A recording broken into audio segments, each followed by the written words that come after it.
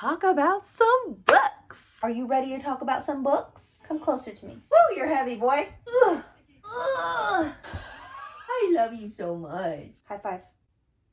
Welcome to my channel, y'all. If you are new, my name is Crystal. If you are not new and you've watched my videos before, welcome back. We're gonna be talking about a lot of books today. Well, not a lot. We're gonna be talking about a few books today.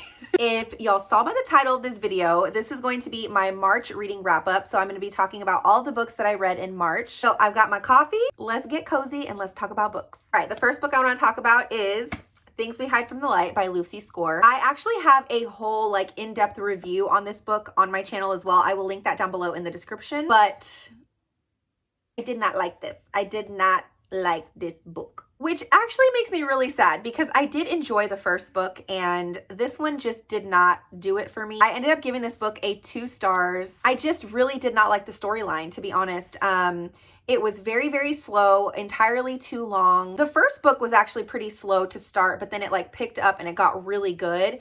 This one just never really got good for me. And if you have read the first book, this book is about Lena and Nash. Nash is Knox's brother and Lena is Knox's friend. So this book is about Lena and Nash's relationship. Lena and Nash are pretty much next door neighbors. Lena ends up moving into the apartment that Nash lives in. So sort of like a forced proximity trope. But Lena is the type that she doesn't want to be, she's kind of a free spirit. She wants to live life on her own terms. She doesn't want to be committed to anyone. And Nash is very opposite of that. Of course, they form a relationship. And so this book is about their relationship, but it's also about Nash's healing mentally, emotionally, even physically from something traumatic that happened to him in the first book. But I could not connect with this book. It wasn't, just did not like the vibe of it. They talk about organized crime a lot. Something that happens from the first book carries over into this one. And it's a really big theme in this one. And while I was okay with having splashes of that in this book, I feel like the organized crime aspect just took over it too much. And I wanted more of the romance. I wanted more of the town and the family dynamics and all of their friends. I wanted more of that, and I feel like I got more of the organized crime, and I didn't like that. I also feel like this book was not really funny, and I wanted some of that humor that I got in the first one to be in this one, and I didn't get that either. So yeah, all in all, I did not like this book. I thought it was too slow. I didn't like the storyline. I didn't really like the main characters. So this was a fail for me. The next book that I read in March was Never Never by Colleen Hoover and Taryn Fisher. Now, this book was very interesting. I went into this completely blind, so I had no idea what this was about. Obviously, I've read Colleen Hoover books before, and I've read a Taryn Fisher book, and obviously know that Colleen Hoover writes romance and Taryn Fisher writes more thrillers. So I wasn't really sure what to expect with this one. This book is about Charlie and Silas, who are in a relationship. They wake up one morning and they have completely forgotten everything. They have forgotten who they are. They have forgotten each other, their family. They don't remember anything. They've lost their memory completely. But they end up figuring out that they were in a relationship because they find notes to each other. They find little clues in their house and in their school and amongst their people who were their friends.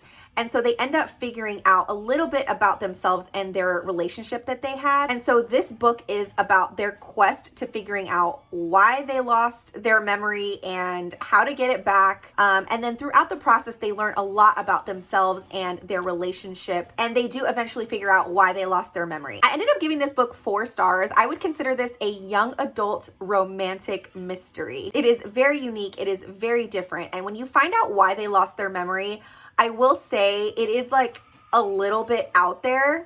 So I do feel like you have to go into this book with a very open mind. And I could see why someone would not like this book, but I personally appreciated the unique storyline and the blending of the 2 genres between Colleen Hoover and Taryn Fisher was just really interesting and unique for me, and I really enjoyed it. It is young adult, so you're not going to get any spice in this. You're expecting spice because Colleen Hoover usually has some spice in her books. This one does not have any. But if you are someone who likes a good kind of mystery, but also mixed with a little bit of romance, and you believe in the power of fate and kind of spells and a little bit of dark magic, then I think you would really enjoy this one. I have Cobra Kai on in the background, so It's just like one of my comfort shows, and I love having it on in the background when I'm like working. All right, the next book I read is Solitude by Michael Penning. I actually got this as an ARC. I was very grateful to get this copy because I love Michael Penning as an author. He is an independent author, and I just love his writing. I read All Hallows Eve, which is another one of his books. I read that last year, like around Halloween time. So freaking good. It was just so good. I will link that book down in the description. I'll actually link all of these books down in the description. I'll have them all linked on my Amazon storefront. So that's why there's this like strip on there that says not for resale, because I did get this as an ARC. But this book is a supernatural thriller. This book is about Megan, who is a forest ranger, and she works in the area of the Adirondacks in New York. And there are some people that are mysteriously going missing from the woods. There's a man in their community that is kind of considered like a hermit. He doesn't talk to a lot of people. He's quiet. He stays to himself. And they think that he has something to do with like a string of robberies that have been happening in the area. When all these people start going missing, Megan kind of suspects that he might have something to do with the missing people. This book is dark. It is spooky. It is eerie. It has a little bit of a paranormal undertone to it. It is very mysterious as well. The setting of this book is everything. It is set in the woods, so it's just dark and woodsy, and I'm just a sucker for that kind of setting. The way that he describes things, he's so detailed, and you can just picture everything so clearly in your head. I just am obsessed with his writing. I will read anything he writes. This was an easy 5 stars for me, and I would highly recommend this if you like darker, spookier, supernatural thrillers. Next book I read is Throne of Glass by Sarah J. Maas. I have officially started reading the Throne of Glass series, and I am already hooked. So I'm actually reading these books out of published order. So I read Throne of Glass in March. I am currently reading Crown of Midnight. And then up next for the third book, I'm going to be reading The Assassin's Blade, which is technically the first book in the series, the prequel.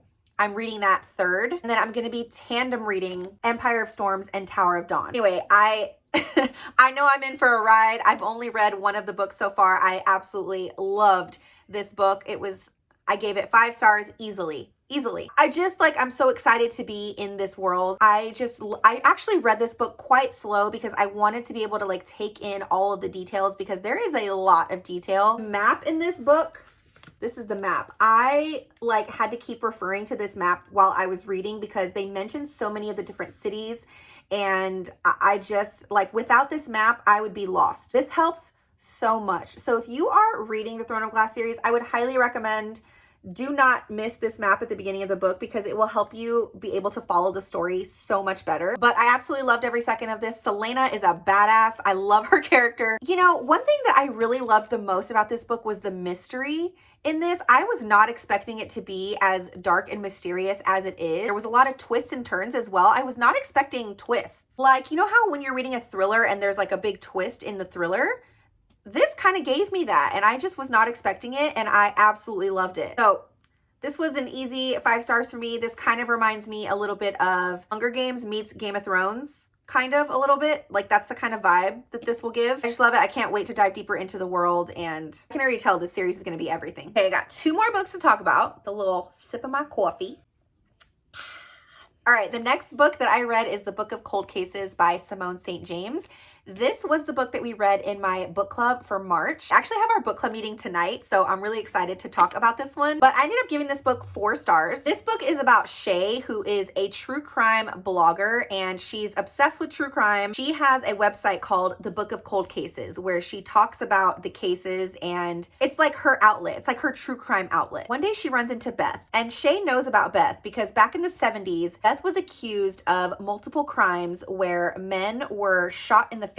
Beth was the accused killer of these men. She was immediately intrigued, and they kind of got to talking, and Beth agrees for Shay to interview her and ask her questions about these crimes that took place back in the 70s. So Shay heads over to Beth's house to conduct this interview, and some crazy stuff starts happening in Beth's home. Water faucets start turning on. I don't want to give too much away, but there's some like paranormal activity going on in this house. Shay is like, what is happening? Like, I don't ever want to come back to this house again. But of course she does, because she wants to conduct these interviews for her website, The Book of Cold Cases. As she's going on with these interviews over time, a big big secret comes out, and it basically changes everything. She starts putting all these clues together, and that's when a lot of the puzzle pieces start making sense. So I very much enjoyed this book. I gave it 4 stars. I didn't get the 5-star feeling from this book. I don't know what it was. It's hard to like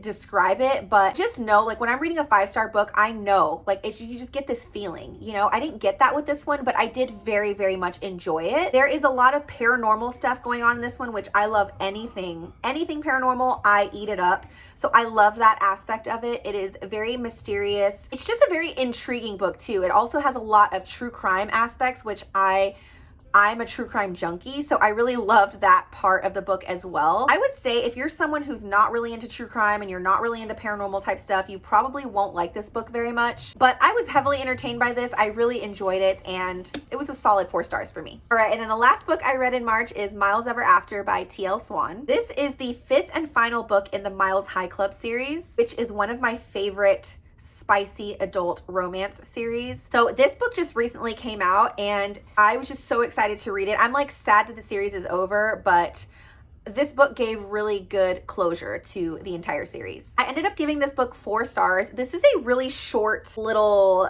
tiny book. I think it has like not even 250 pages. The other 4 books in the Miles High Club series, each book is about a different brother. There's 4 other books. So this one is basically just an extended epilogue of each of the 4 books about each of the 4 brothers. So it kind of just closes up all of their storylines. I don't think that this book was absolutely necessary, but it was a nice little finishing touch on the whole series. So as a big fan of the Miles High Club series, I did appreciate this book because it was just a nice, fun little book to read so that you know exactly what's going on in the brothers' lives like years later. So I really enjoyed this. It's very fun. It's lighthearted for the most part, really fast and easy to read. So that is it for the books that I read in March. Hope y'all enjoyed this video. Thank you so much for watching. I will put all of my social handles down below. I would love to have you guys come follow along over there on Instagram, on TikTok. So I really appreciate y'all watching. Please subscribe. Let's be friends. And I will see y'all in my next video. Bye.